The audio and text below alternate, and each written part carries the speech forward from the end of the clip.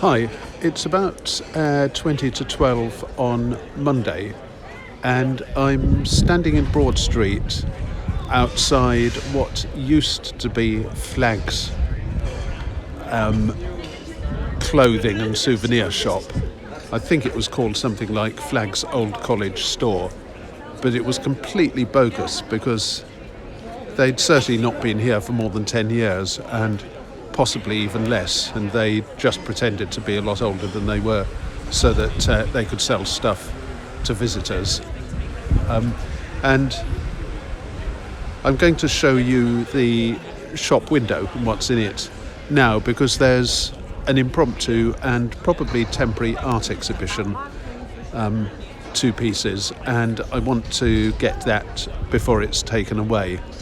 There's a sign on the side there saying supported by Oxford City Council, which is nice, so compliments to them for doing so.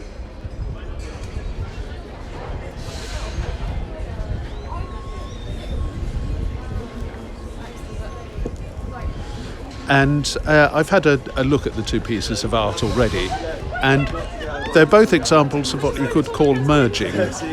One of them is visual merging, where you take 2 images that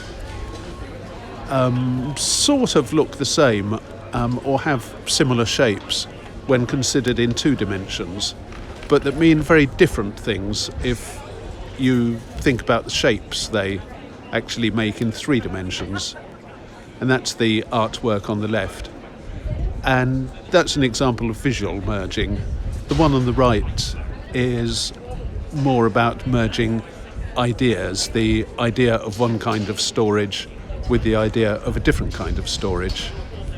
And I'll show you that too. I'm going to have to jink around a bit to avoid glare in the window, because otherwise all I'll do is to get a very nice inverted picture of Balliol. And although Balliol is a splendid college, I feel that one of them is quite enough. So let's see whether I can get the visual merging, the piece of art on the left first. I'll get the caption first. Echoes of the past, relics of the present. Artists collaboration Oxford-Bonn. Oxford is twinned with Bonn, by the way, and once upon a time there used to be a Bonn bus stop, Haltestelle I think is the German, in Bonn Square. There isn't any more, but the name Bonn Square survives. So, echoes of the past, relics of the present.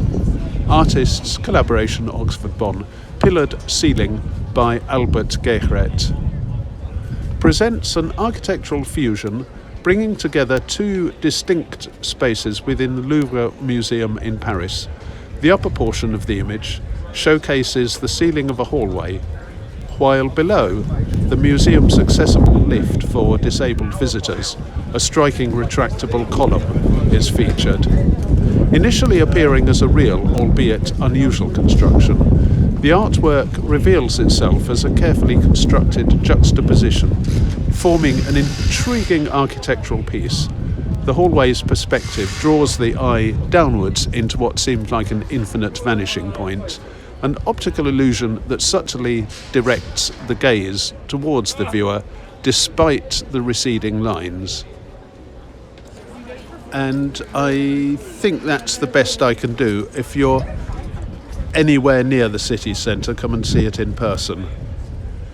The sort of curved grid going down from the top is the hallway ceiling, and the round bits at the bottom must be part of the lift shaft, and the artist has very cleverly merged the 2-dimensional shapes into a single, very striking shape considered as 2D, and one that tempts you to try to make sense of it in 3 dimensions.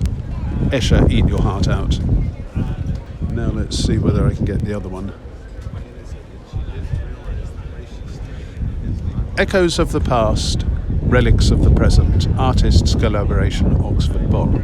frɪdʒ by Anne Griffiths. And the symbols after the English word fridge are the pronunciation in the International Phonetic Alphabet.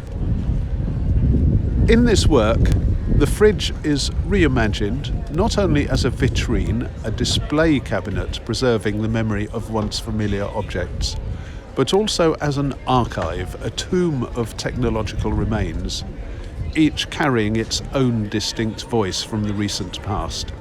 The clatter of typewriter keys, composing letters that would take days to arrive, has been silenced by the immediacy of email. Cassette recorders with carefully curated recordings, precursors to today's digital playlists, stream through wireless earbuds. The mechanical click of a shutter capturing portraits, long before the ubiquity of the selfie. These once bulky devices have been compressed into the discrete surface of the smartphone. In this frozen archive, the iconic sounds of the analogue linger in quiet contrast to the sleek silence of the digital. And let me try to get the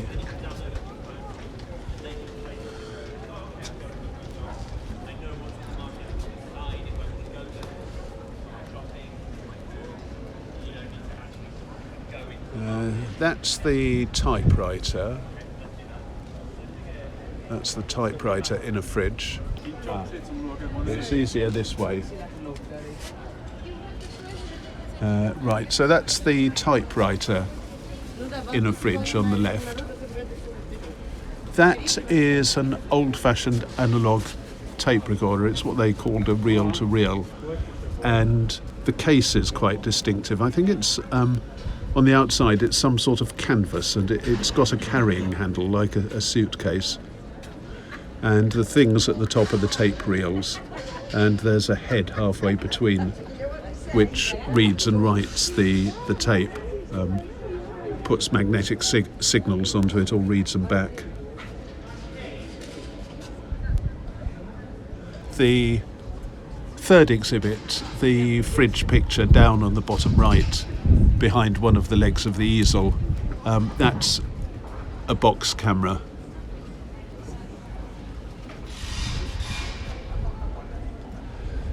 And although it's compressed, you can also see the visual fusion of the lift shaft and hallway better here because there's no glare.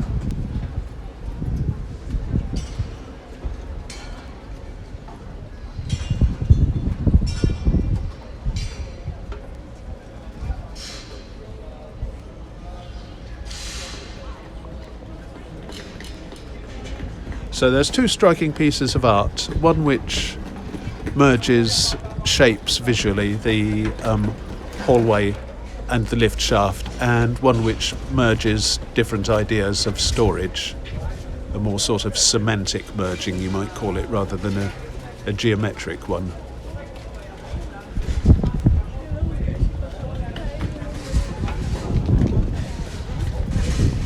And I'll just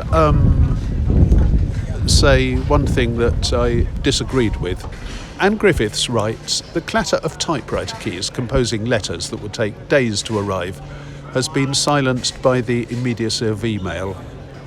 Well, I always find myself bashing on the keys and swearing because my email connection breaks, or I get a message that I don't like, or Gmail suddenly stops working or something. So I'm not quite sure about that silence bit. Anyway, this is Echoes of the Past, Relics of the Present, a temporary art exhibition in the window of what used to be Flagg's College Store, or Flagg's Oldie Englishy College Store, Broad Street. See you next time.